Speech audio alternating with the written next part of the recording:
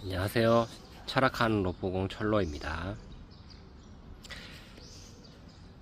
이 자본주의에 대해서 또 얘기할 건데, 이 경제, 노벨 경제학상이라는 거를 오늘 얘기해 볼까 합니다. 경제 노벨 학상이 진짜 명칭이 뭘까요? 진짜 경제 노벨 학상일까요?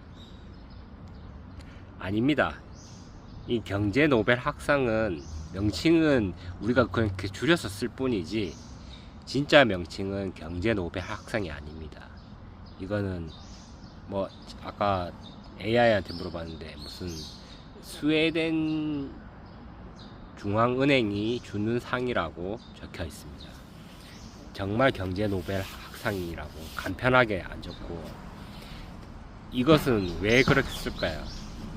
이건 중간에 노벨 학상이라는 것을 노벨이 자신이 만든 다이너마이트가 많은 살상을 일으키는 것을 충격을 먹고, 이 학문이 제대로 된 학문이 되길 바라는 마음에 이 노벨상이라는 것을 만들으라고 했습니다. 자신의 번 돈을.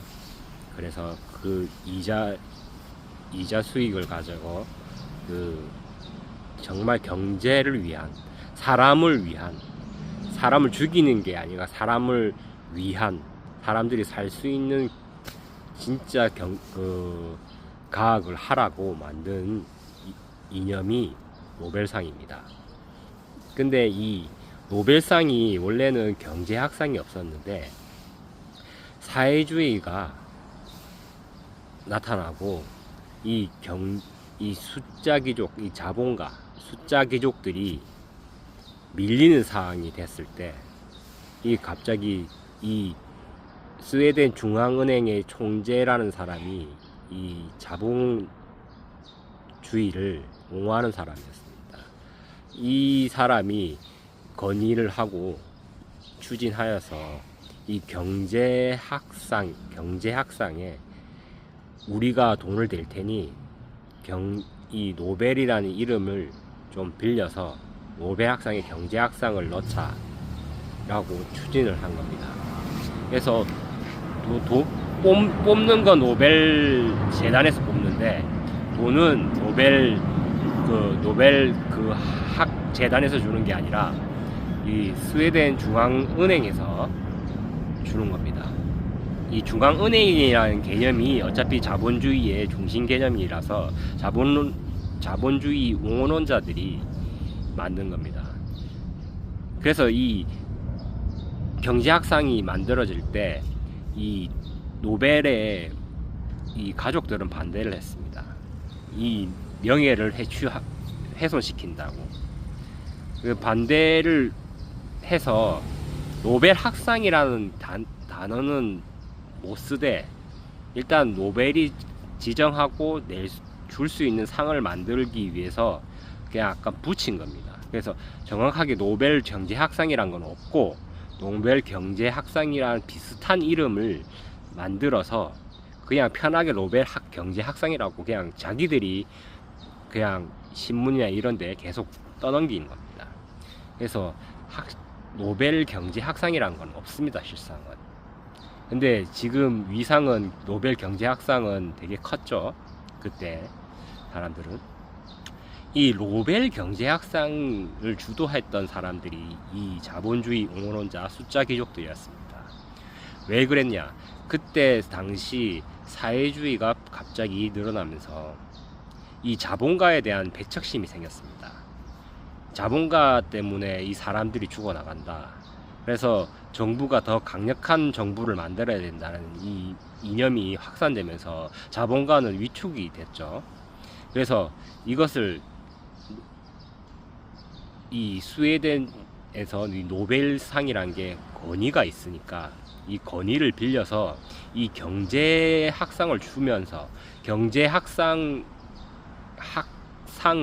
그 권위 있는 사람이 뽑은 거라는 이유하에 자본주의 옹호론자를 대거 수상을 시킵니다. 그래서 이 자본주의가 이 제대로 된 진짜 사람을 위한다는 이념에 들어간 것이라고 착각하게 만들기 위해서 이 만든 게 제 생각입니다. 이 왜 그렇게 생각하냐면 이 일단 없던 걸 만들라고 했던 것도 이상하고 노벨 가족들이 반대했던 것도 그렇고, 그리고 돈을 주는 주체가 재단이 아니라 중앙은행이라는 것도 그렇고, 그리고 그 처음 초기에 노벨 경제학상을 받았던 대부분의 사람들이 다 자본주의 옹호론자였습니다. 거기서 많은 이론들이 나왔죠. 그 이론들이 제가 봤을 땐 지금 경제학을 이루는 토대가 됐는데, 이 경제학이라는 것이 전부 다 보면 자본주의 옹호론자들이 만든 거기 때문에 약간 생각이 편향되어 있습니다. 정부는 시장을 건드리면 안 된다. 정부는 작아져야 된다. 이 이념은 어떻게 보면 이 사회주의를 배척하기 위한 이 강한 정부에 대한 이 반감심에서 나오는 건데, 간단하게 얘기하면 이 사회주의는 조직이 우선이 되고 개인이 좀 희생하는 체계고, 이 자본주의는 조직이 좀 뒤로 가고 개인이 더 올라가는 체제입니다. 그래서 개인 조직보다는 개인의 자유를 더 우선시하는 거죠. 근데 이 개념이 이 숫자 귀족들한테는 필요했습니다. 이 사회주의에서는 자기들이 힘을 못 낼 거거든요. 그러니까 옛날 제국주의에서, 제국주의는 왕권주의였습니다. 왕권주의. 이 자본은 있지만 왕권주의에서는 힘을 못 썼죠. 이 자본가들이 귀족들한테 밀렸습니다. 그 이름의 이름으로, 힘의 논리로. 이 자본가들이 이제 왕권이 무너지니 기회가 생긴 겁니다. 왕권이 무너지는 정치 개혁이 생기고, 그래서 이제는 우리가 이 귀족에서 못했던 이 힘을 우리가 쓸 수 있겠구나 생각을 했던 겁니다. 그래서 근데 그 상황에서 자본주의가 힘을 쓰려고 쓰다 보니 폐해가 생겼죠. 거기서 생긴 게 사회주의입니다.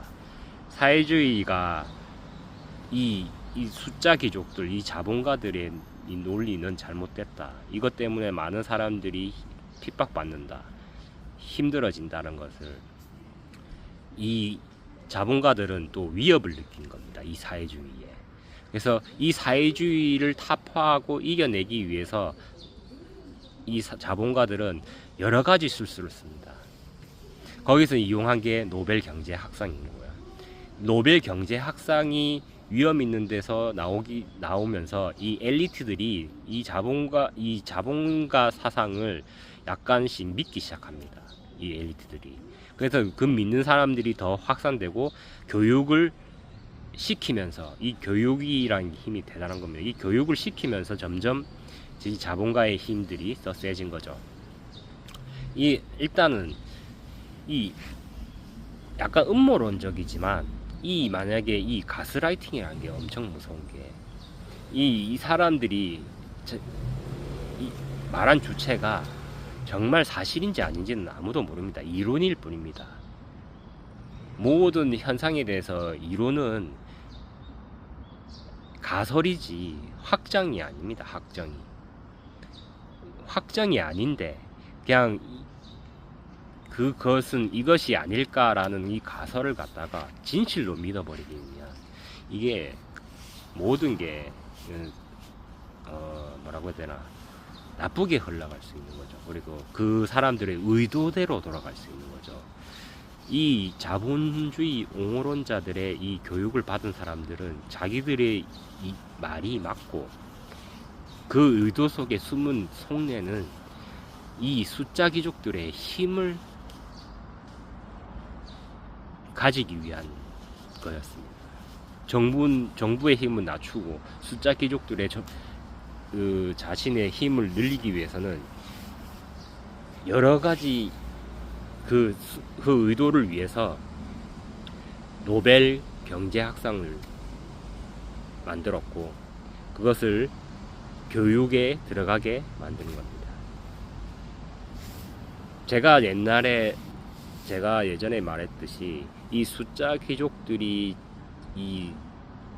만드는 이 부를 올리는 원리에 대해서 말씀을 드렸었는데, 다시 말하면 정부는 빚을 내고 그 빚을 힘의 배분으로 나눠줍니다. 힘의 논리로. 부가 많은 사람일수록 더 많이 주는 식이죠. 그 빚은 유동성이라는 이름으로 분배되고, 그 빚을 가지고 이 숫자 귀족들은 어떤 한 자산을 올리기 시작하고, 그 올리고 난 다음 그 부를 벌고 싶은 사람들이 달라붙으면 일제히 그 자산을 추락시켜서 유동성이라는 빚을 현금화한다. 이게 제 논리였습니다. 이거 어디서 많이 들어봤죠? 이거는 이 프리드먼이나 이 이 자본주의 이 옹호론자들이 만든 이론에 있습니다. 나라는 빚을 져서 이 유동성을 공급해야 된다는 이 조건이 들어가고, 그리고 이 빚은 자기 정부에서 제재하면 안 된다 라고 말을 하며, 여기서 왜 자신들의 부를 축적하는 원리를 이 이론에 넣었는가, 왜 공표를 했는가, 이것을 설명하려면 그때 당시의 시대상황이 알아야 됩니다. 일단 그 논리로 자산을 폭락시켰습니다. 그때 나온 게 경제대공황이었죠. 경제대공황이 왜 일어났느냐를 사람들은 의심을 했습니다. 그래서 이 숫자 귀족들이 자신의 한 행동을 이게 드러나는 것이 두려웠을 겁니다. 그래서 이 논리를 다른데 하는 걸 필요했죠. 그래서 다양한 이유를 막 만듭니다. 이걸 만들어서 공표를 하죠. 원래는 자신들이 부를 축적하기 위해서 한 행위인데, 이것을 무언가의 자연 현상이고 논리를 만들기 위해서 이 현상처럼 만든 겁니다. 현상으로. 그러니까 자연스러운 것이다. 이것은 그러니까 한마디로 자신들이 이 유동성을 현금화한 것을 이건 자연스럽고 당연한 것이다 라는 것을 하기 위해서 이 논리를 만들었고, 이것은 문제가 아니고 현상이라고 하기 위해서 합법적으로 나는 이런 행동을 한 게 정당하다라는 것을, 정당성을 넣기 위해서 만든 이론이라고 생각합니다. 그래서 그 제가 왜 부를 축적하는 사람들이 숫자 자본들의 자신들의 부의 축적을 왜 공표를 했느냐, 그 공표를 하면서 이것은 현상이 돼버리고, 현상이 되면서 자본가들이 돈을 모을 수 있는 이 힘의 논리가 이게 정당성을 받는 겁니다. 그러면서 이 정당하기 때문에 부를 축적한 건 당신들이 잘못한 거지 내가 잘못한 건 아니다라는 것을 알리기 위해서 이 노벨상을 이용하고, 그것을 이용해서 현상으로 만들고, 현상을 만들어서 자신들의 정당성을 부여하는 거죠. 그래서 저는 지금 토대가 되어 있는 이 모든 경제 논리는 어느 정도의 이 자본주의 옹호론자의 편향성이 숨어져 있다. 그래서 모든 경제학은 뭔가 새로운 재편이 필요하다라고 생각합니다. 지금 우리 아이들이 이 경제학을 경제라는 이 기초 개념을 배울 때 이 모든 것이 잘못되어 있다라고 생각합니다. 그래서 지금 기초적으로는 이 정부는 플레이어가 되면 안 되고, 플레이어가 아니고 제어자다, 심판자다, 감시자다라는 것을 확실하게 다시 가르쳐야 된다고 생각합니다. 근데 이 숫자 귀족들은 이 자신들의 행위를 논리로 만들기 위해서 노벨에 붙었고, 노벨상에서 모든 원리를 만들고 논리에 자기 정상성을 하면서 자신들의 힘을 계속 키우고 유지할 수 있는 수단을 여러 가지 만듭니다. 노벨상도 그 한 가지죠. 그리고 또 한 가지가 뭐냐면 이 정부를 쪼개야 했습니다. 이 모든 힘들은 장기 집권하면 힘이 세지므로 이 장기 집권을 못하게 해야 됐습니다. 그래서 이 미국의 대통령제가 단기적으로 계속 선거를 받으면서 이 단기로 끄는 겁니다. 연임까지는 가능하나 3번은 안 된다, 이런 식으로. 그 논리는 이 모든 정부나 힘 있는 자들은 오래 하면 부패한다, 부패함으로 오래 하면 안 된다는 논리입니다. 하지만 이거는 달리 얘기하면 이 임기를 단기로 줄이고, 임기를 단기로 줄인다는 것은 이 사람들은 이 고통보다 이익을 중요시하죠. 이 단기로 줄이다 보면 선거를 자주 해야 됩니다. 선거를 하려면 이 지지율이 필요하죠. 지지율을 하려면 사람들에게 뭔가 이득을 줘야 됩니다. 그러면 이득을 주기 위해서는 돈이 필요한 것이죠. 이 돈이 필요하기 때문에 이 정부의 기간을 줄이면 자신들의 힘이 정부에 들어갈 수 있다고 생각을 합니다. 그래서 단기로 줄이고, 그러면 이 표를 받기 위한 정부는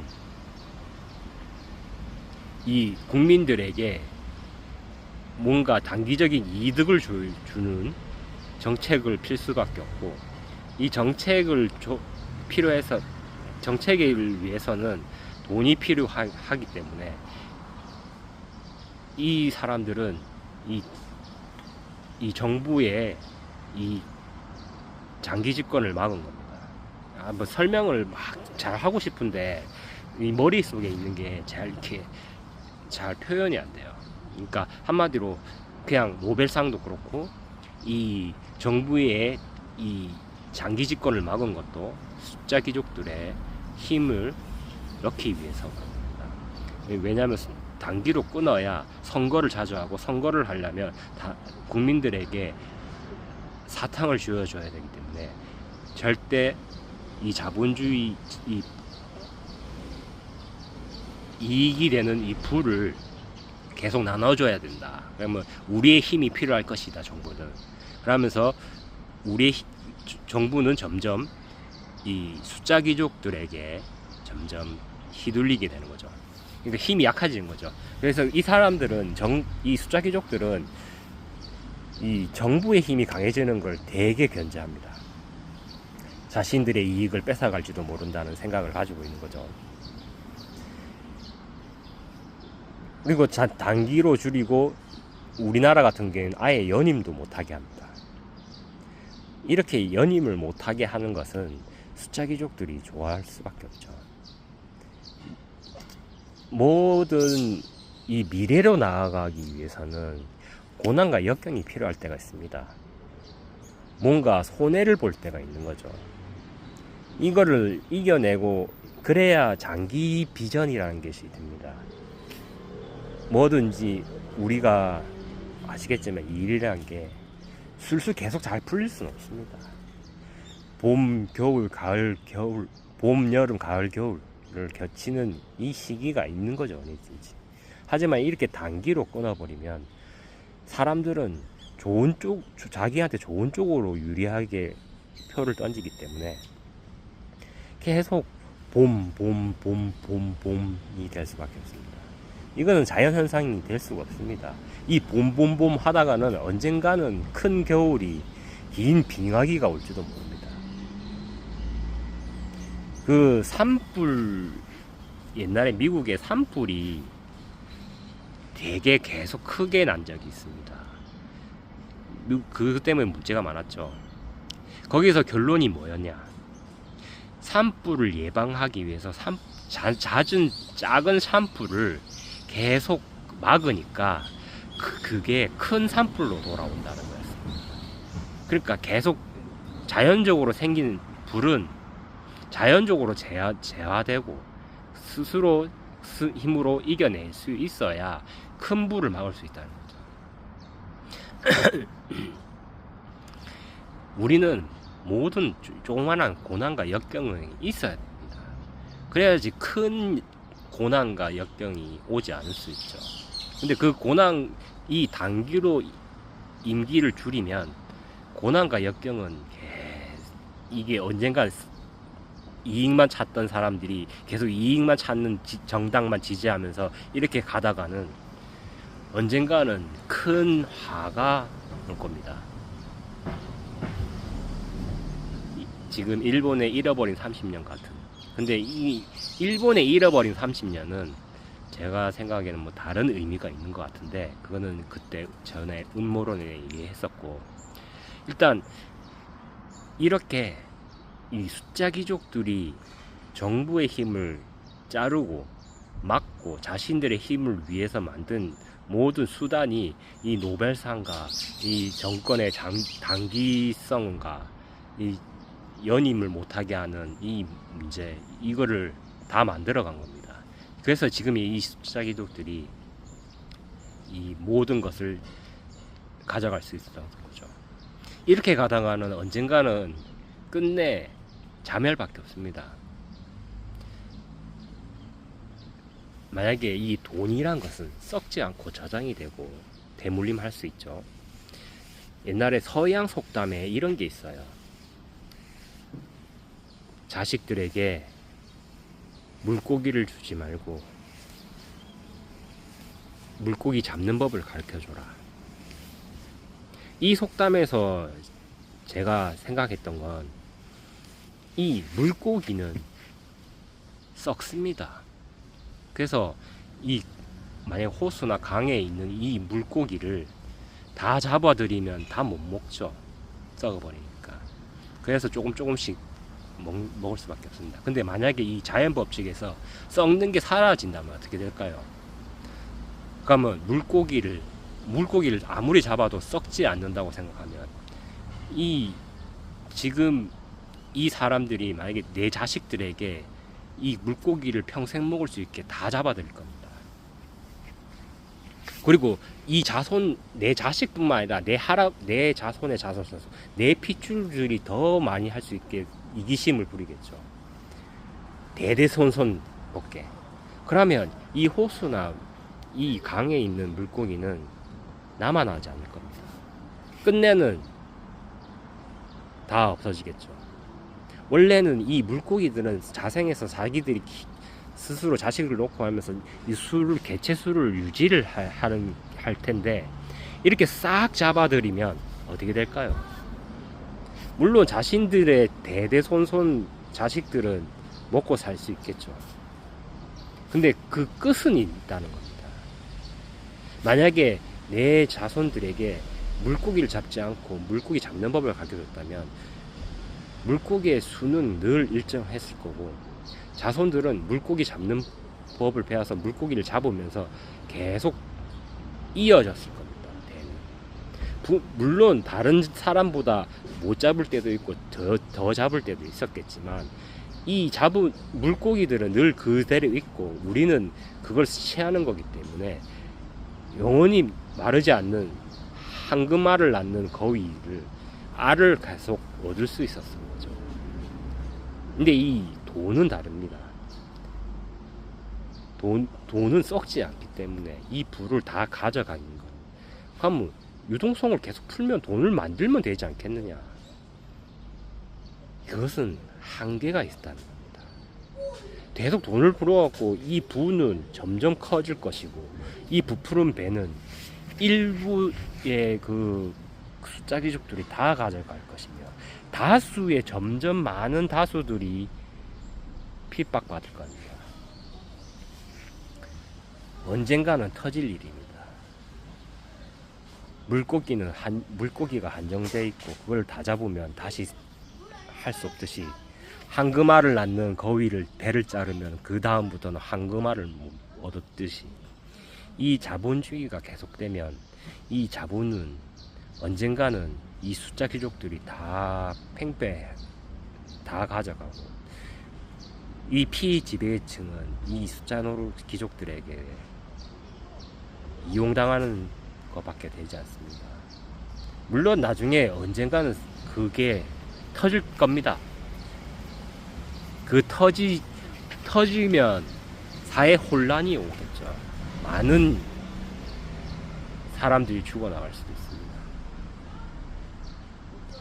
그래서 저는 이 부의 팽배함에 이 또 기울어진 이 부의 양극화를 해소하기 위해서 이 부풀어진 부의 이 풍선을 조금은 바람을 빼면서 서서히 변해가는 게 중요하다고 생각합니다.